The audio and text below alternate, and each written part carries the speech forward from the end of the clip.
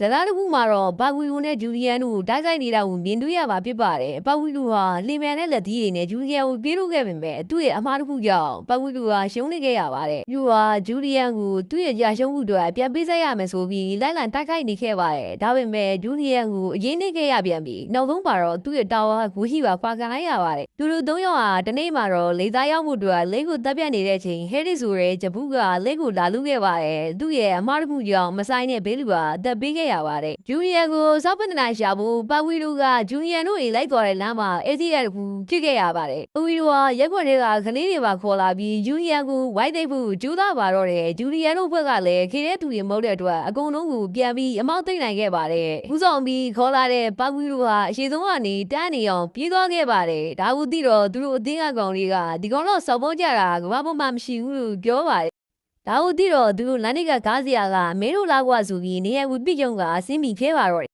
။အိုးရကွာငါနာမည်ဂျူလီယန်ပဲဆိုပြီးဝိုင်းရိုက်ပါတော့တယ်။ကြည့်ရှုပေးခဲ့တဲ့တယောက်ချင်းသူတိုင်းကိုကျေးဇူးတင်ပါတယ်ခင်ဗျာ။